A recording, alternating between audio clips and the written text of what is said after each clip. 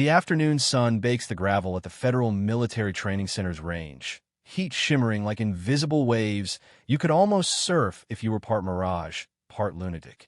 In the line of recruits, Haley Brooks stands so still she might be mistaken for one of the wooden target frame's average height. Average build, hair pulled back in a no-nonsense ponytail, blue eyes quietly cataloging everything without offering a single clue to what she's thinking. She's here under logistic support, which is military speak for the folks who make sure the real fighters have bullets, working rifles, and socks without holes. No one expects her to do more than count things, clean things, and stay out of the way when it gets loud.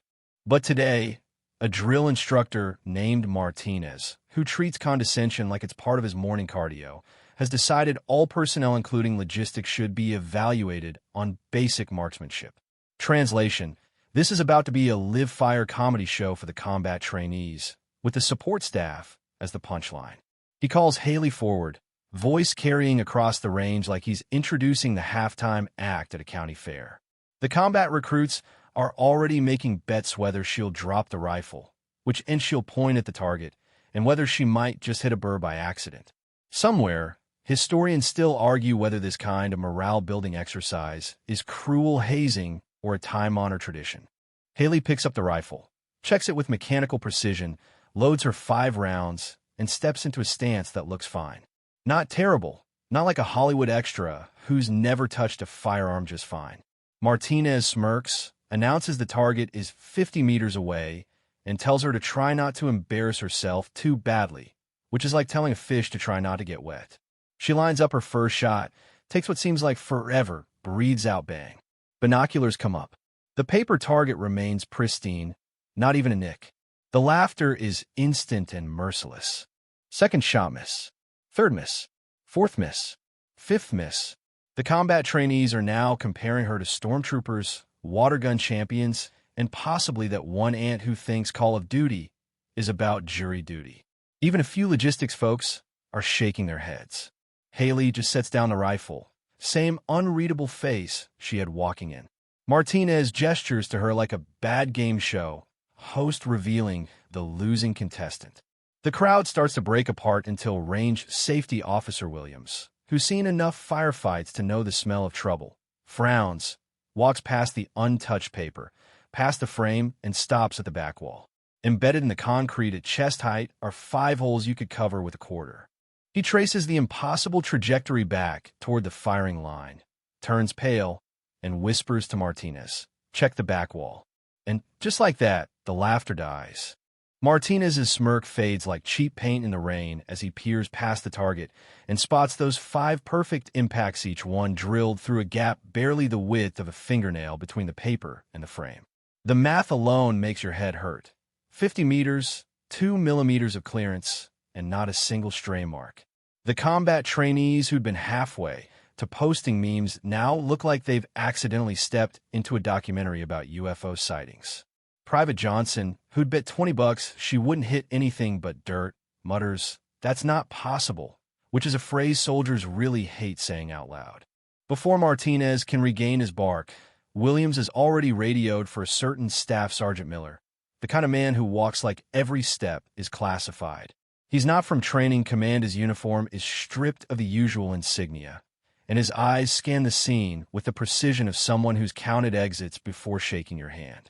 One look at the grouping on the wall, then at Haley, and the air changes. He orders the range cleared.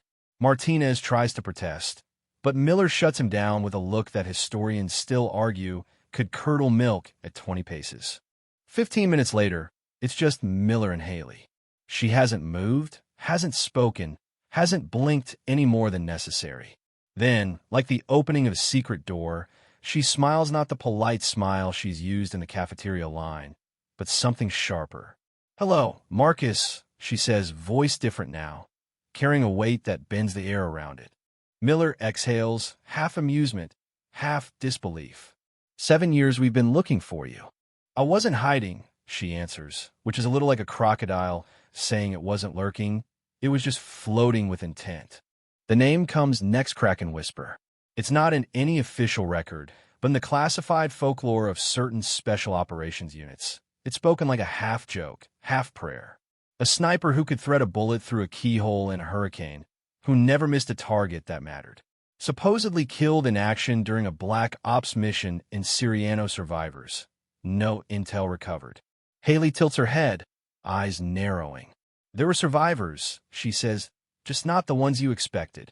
She explains, in the kind of clipped honesty that only comes from old scars, that she walked away from missions that weren't about protecting the country, but about protecting egos, covering mistakes, and erasing people who asked the wrong questions. She became invisible on purpose, folding herself into the background where no one would think to look. And now, with 5 quarter-size holes in a concrete wall, she's just reminded a whole generation of loud, confident warriors that the most dangerous person in a room is often the one they overlook. Miller studies her for a long moment, like he's weighing the risk of asking her back versus the risk of leaving her exactly where she is. She glances at the wall one last time, then pulls up her sleeve to reveal a tattooing octopus coiled around a rifle barrel, its tentacles curling into a set of coordinates that don't officially exist. "Tell whoever sent you," she says evenly. "I'm exactly where I want to be.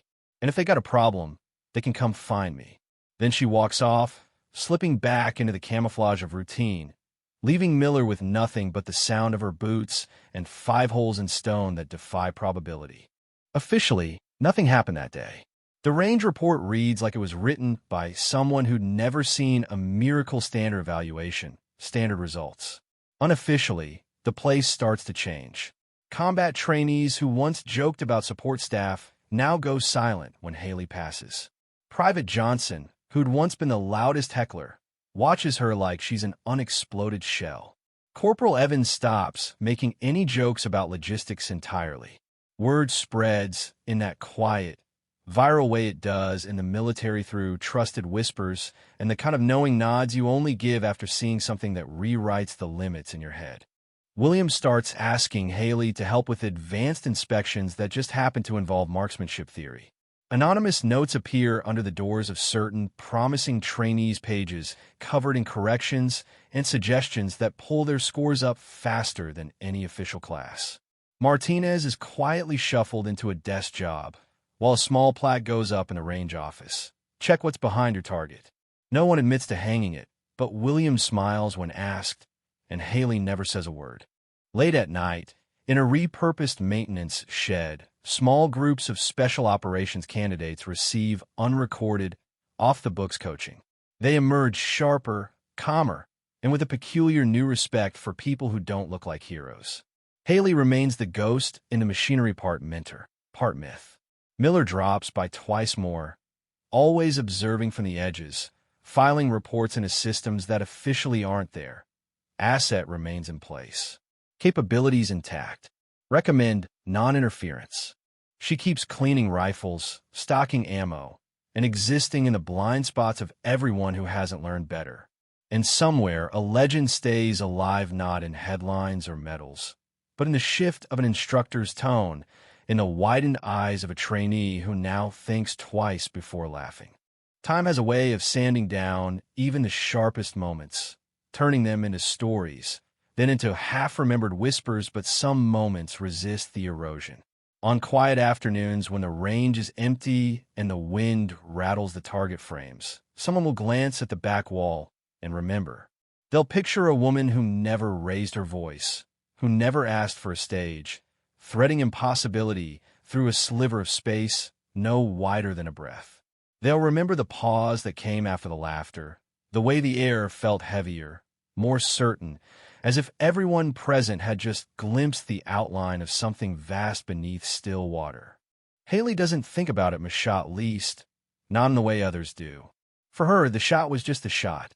The real work is quieter, passing along a note that fixes a stance, demonstrating a grip that steadies a muzzle, showing someone how to breathe in a way that makes 50 meters feel like 5. She doesn't measure her value in missions completed or enemies downed, but in the steady hand she leaves behind. And maybe that's the lesson that lasts longer than the holes in concrete, that mastery isn't always loud, isn't always celebrated, and doesn't always happen under the eyes of a cheering crowd.